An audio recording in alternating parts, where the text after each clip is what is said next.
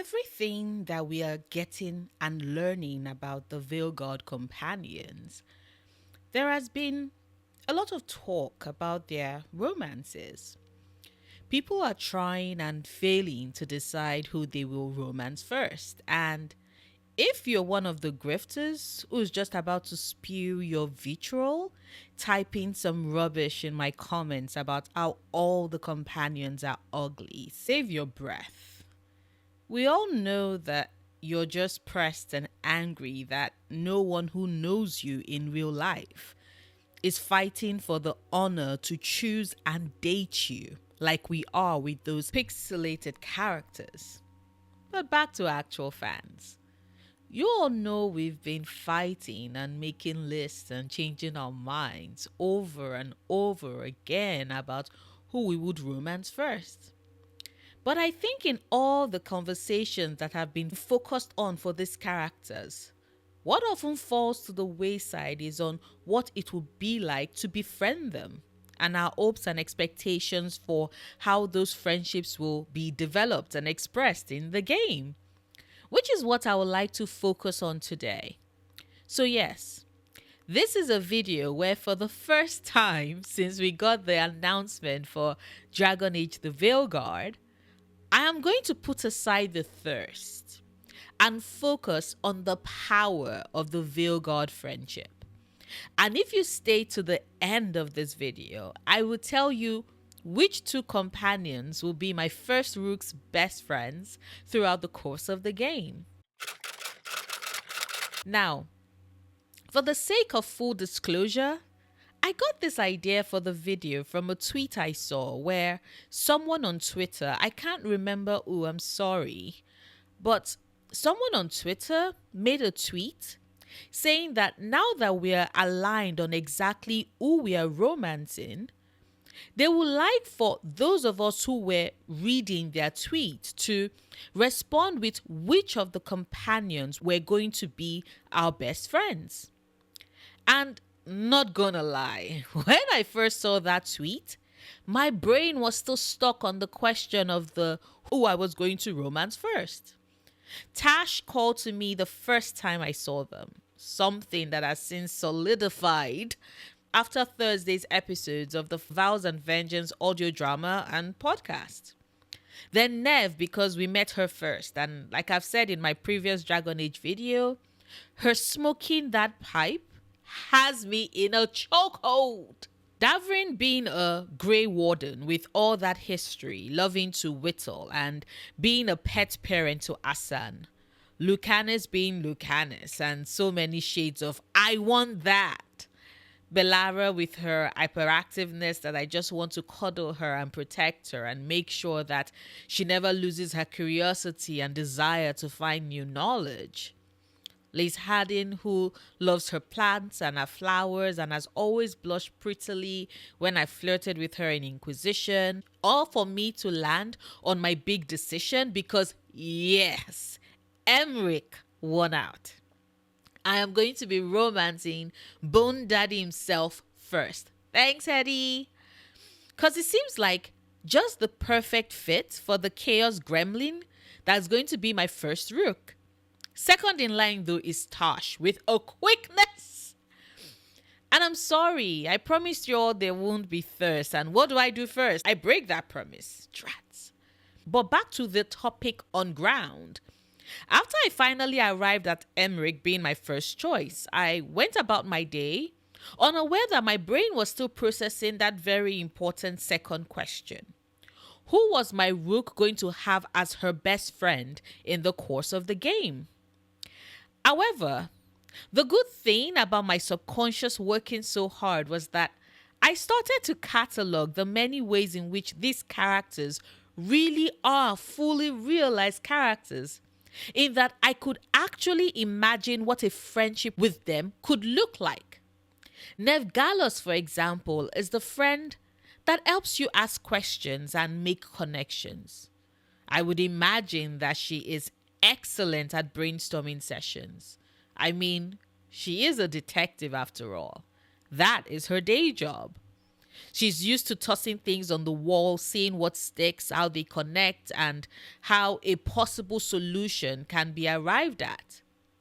Like, if we take a step away from looking at her as just a romantic interest with a voice low and deep and that spectacular ass shot that we got. Sorry, no thirst. My bad.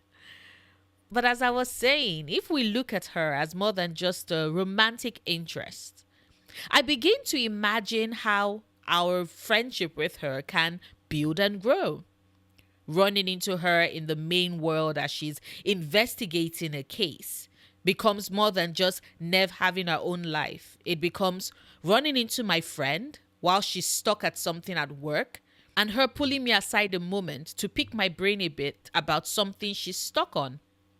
We get a glimpse of how a friendship with Neve could possibly look like in the 22 minutes gameplay video with BioWare that got released with IGN, where whilst they are fighting the Darkspawn on their way to help Davrin with its mission, Neve picks Arden's brains on how she would have possibly pulled off an assassination shot that was tied to a case Neve was investigating and trying to solve.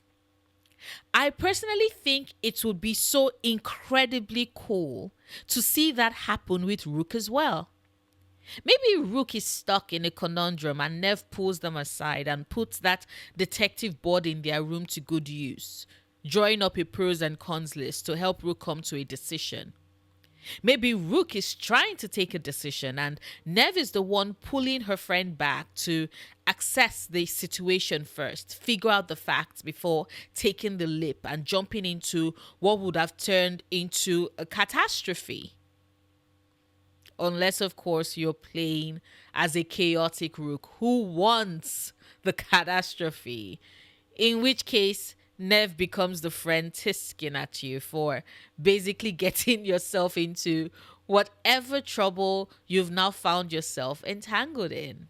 As a character that we are told is a cynic who longs for a better world, I see her as someone who is hoping and begging to be shown concrete proof that all isn't lost, that the world isn't damaged and corrupt beyond all belief and repair, that there is still a chance for people to choose to do good, be good, and fight for those who are powerless within a world that seeks to force its will and brutalize them for their own selfish purposes and interests.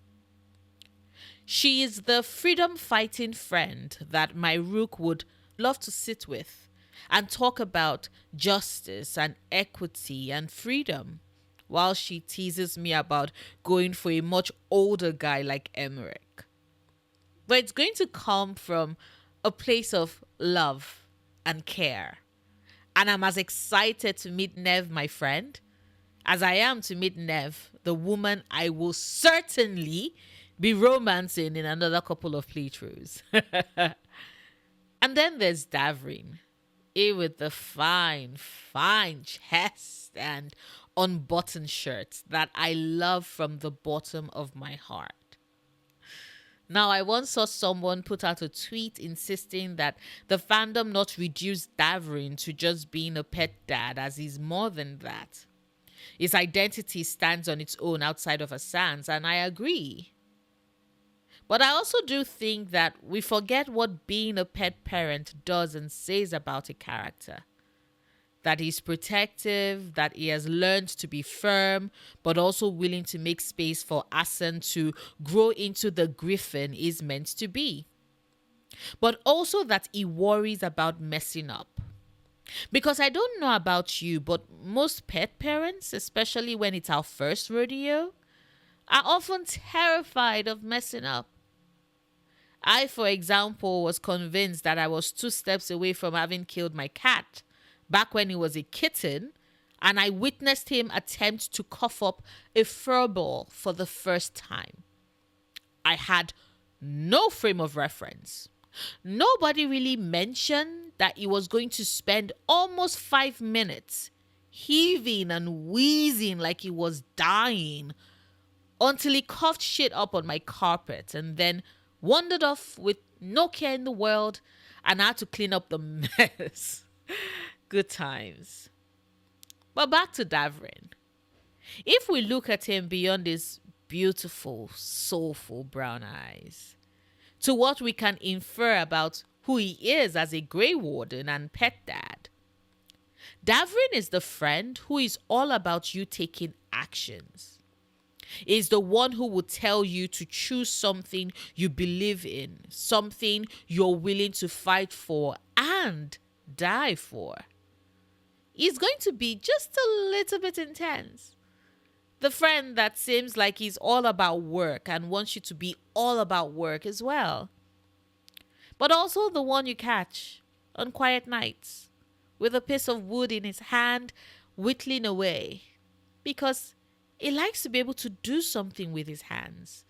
And because his mind is thinking too fast when he's on the battlefield, the only time he's able to find a bit of quiet and focus is when he's carving something, making something new, something small and intricate that didn't exist until he set his tools to work and slowed down to carve it into being piece by piece.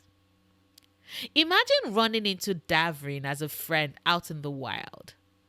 Maybe he's catching up with other Grey Wardens, or maybe he takes his responsibility as being the one who bonded with a young griffin. A griffin who clearly worries about the rest of his family, who wants to be reunited with others like him. Seriously. And so when we run into Davrin, he's searching, following up on the trail, catching hints of news, and he brings us along to show us that, yes, fighting the double blight is important. That is what he's called to do as a Grey Warden after all. But leaving behind a legacy of saving beings, creatures, peoples who are on the verge of extinction, whether they are people or griffins, is why we do what we do, why we fight. Imagine Davrin as a young Dalish elf, eager to see the larger world, called by a strong sense of justice and desire to fight the evils of the world that would sooner see Thedas destroyed. Because sure, his clan might have always existed on the fringes of society, but he knows that they are just as affected by the Darkspawn as everyone else. And so he joins the order, takes on the mantle and fights. Isn't that beautiful? Oh, Bellara, my dearest in heart.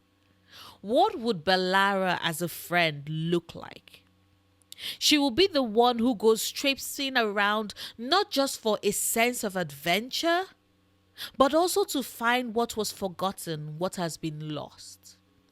And I imagine what that would mean in a friendship with her. Imagine if your rook is someone who is always battled with her roots, trying to figure out where they stand and how they are meant to exist in the world. And there is Bellara telling us that figuring that out is part of the journey and just as important. There's Bellara telling us that it's something that we should be happy about, that we should tackle with glee. Bellara is the friend who reminds us that we should feel no shame about the things that we love and the things that excite us, which I think is pretty cool as gamers who are looking forward to playing a video game that we are excited about. She's the friend to get Rook to let go of any misgivings, that voice at the back of their head that tells them to not be happy, to not be excitable. Bellara is the friend who is like, nah. If you feel that joy, that deep down inside the depths of your belly happiness at something you've been looking for, something that matters to you, being found with your body being barely able to contain that level of excitement, that is the right thing. It's a great and amazing thing. Imagine finding Bellara out in the wild while she's doing her research. Maybe she's trying to piece together the histories of an artifact she's found, going from expert to expert to try and confirm its authenticity, trying to track and figure out what part of their history that particular artifact is connected to and why it matters.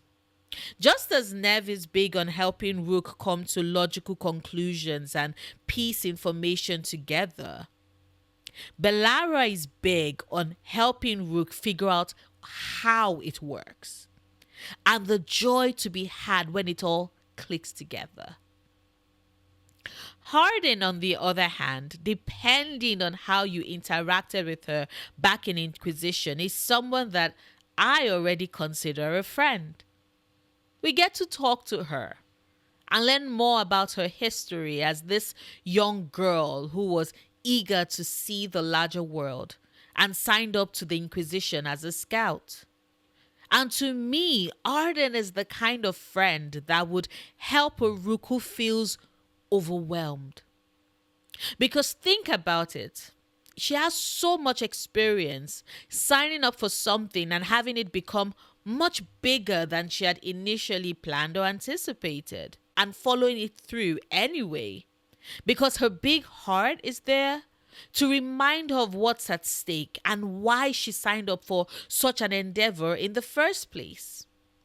She gives such cool, calming energy. Even the first time we officially see her in game, she's trying to soothe a terrified mother on the streets of Minrathous, protecting her and her child with her bow, and sending them on their way when the threat has been eliminated. That is Hardin. She's the one I see who reminds Rook of the little people, the ones who didn't sign up for this world-ending event that has shaken up everything they thought they knew. She's the friend who I see, reminding Rook that being kind and compassionate and being willing to help those who are most likely terrified of the changes they are witnessing in their world is the right thing to do. She's the one I envision in the world going back to check on survivors or people we helped in the heat of the moment to confirm that they are okay, that they are good. And maybe word gets around that Liz Hardin loves plants and all the many, many plants we get to see in her room are people expressing their gratitude to the Veilguard, but also to Liz Hardin for her kindness. I don't know. It's all in my head, but hey, that's my headcanon.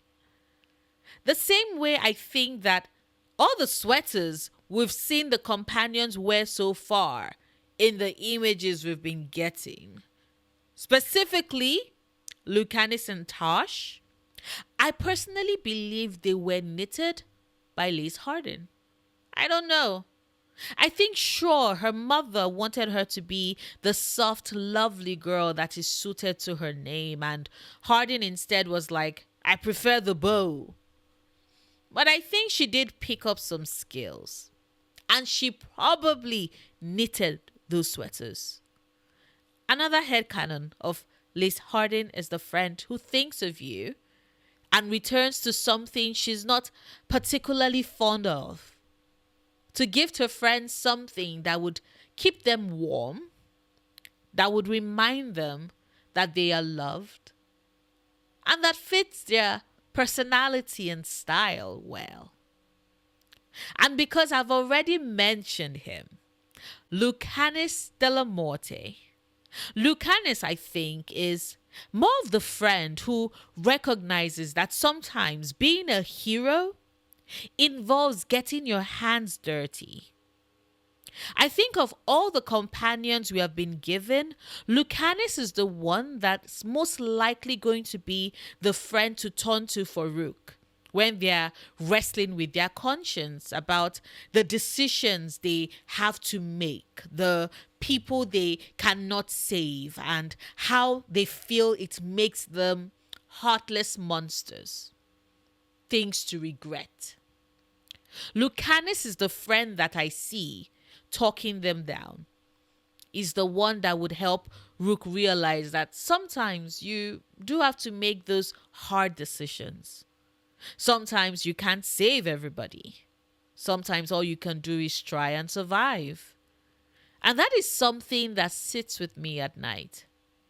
The realization that Lucanis is the friend Rook needs when the doubts of their purpose and what it could possibly turn them into keeps them awake at night.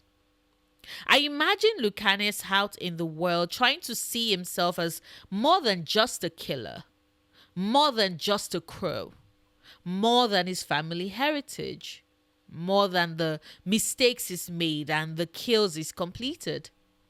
And I can imagine when we run into him out in the world, he's the one to remind us of that, to urge Rook to take the time to enjoy the sight of a sunset, to drink wine, to realize that sure they kill because it is necessary, because they are called to do so.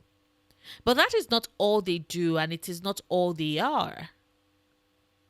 Taash, on the other hand, is the friend, the one who I know is team urging Rook on to take on the most daring risk.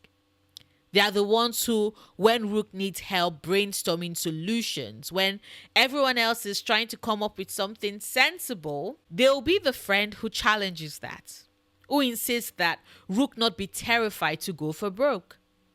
They are the friend you want in your corner, edging you on, when the fear of the unknown and the fear of the backlash of what you might possibly face keeps you trapped and terrified and unable to move. Taash is the friend who's like, no, embrace the chaos. Let that sense of danger, the thrill, the fear, the anticipation, let it drive you, Rook. Jump. And I love that. Because Rook is taking on two blighted gods and a third one who might be friend or foe depending on the choices they make. They need a friend in their corner who urges them to go big. A friend who is blunt, calls things as they are, doesn't treat or handle them with kids' gloves. Someone who is young and brash and daring and frightful with their big moves that they are always advocating for. Because yes, there are times when diplomacy is necessary, and that is Emmerich's forte. But there are also occasions when big is the answer, and that's where Taash comes in. And so I imagine them in the world, hunting dragons, in search of fortunes. And when they run into Rook, they basically have them join them. To see that when you want to make a big score, being daring is always the best choice. And sure, there might be some danger involved, but who said danger isn't relaxing? And finally, there's Emmerich Volkaren, who I already did give away what kind of friend I think it would be to Rook. He's going to be the one cautioning us. Because yes, having Taash whisper in our ear to take the risk and leap is a good thing. But having Emmerich to step in on occasions when we need to exercise a bit more caution or restraint is just as important. Emmerich I see as the older friend, the one who has life advice and life lessons to give. He's older than any of the other companions by far, and I see him as the calming force, the voice of reason in our friendship. He's seen the world, he's experienced a lot of it. Nothing can really faze him.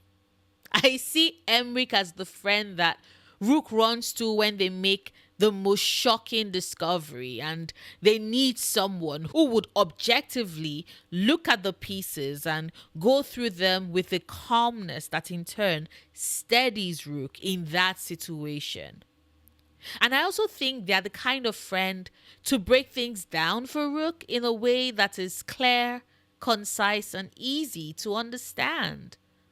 And that is because they have a child they are trying to parent in Manfred. And so, therefore, when it comes to breaking things down about spirits and the Fade, things that Rook has next to no knowledge of, I see Emmerich as the older friend who would guide and see them through. And honestly, as someone who spent a lot of my childhood being friends with older people in their 70s, 80s, and in one case, 90s, I like the thought of Emmerich as Rook's friend a lot.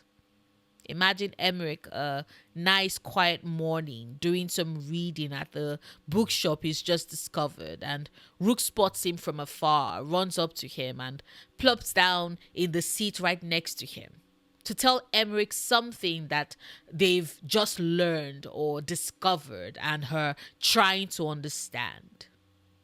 Emmerich will be the friend who will patiently talk things out with them. That's the type of friend I think he would be, which I think is awesome. But I'm also looking forward to spending time in a coffin with him. What can I say? I contain dualities, you all. I contain dualities. And to give the answer I promised at the start of this video, my first Rook will have both Lace Harden and Taash as her best friends in this first playthrough. Why did I decide on those two? Well, I do have a video thing with a friend coming up soon that will go into more details about that. But tell me, what about you? Which of the companions do you imagine becoming your best friends in your first playthrough of Dragon Age the Veilguard? Let's show the possible friendships we'll get to build in the game some love. And can you imagine, we're about 33 days and 8 to 9 hours away from getting our chance to play Dragon Age the Veilguard. Are you excited? Because I know I am. Like this video if you enjoyed what I had to say. Hit the dislike button if you didn't. I know not everybody would necessarily be about that friendship life, and that is okay. Share this video with others if you can, please. It does bring new people to my channel, which in turn helps it grow and is incredibly supportive of my content. Speaking of support, a huge thank you to my patrons. You all help me keep the lights on, and I am super grateful for all you do. Thank you. If you'd like to support me on Patreon, the link to do so is in the description box. I make new videos 3 times a week, Mondays, Wednesdays, and Fridays. Whilst you wait for new content from me, do check out my last Veilguard video where I talk about potential gifts I would absolutely love to gift the companions if we can. Until next time, do remember, obsessing over the things you love, perfectly valid coping mechanism.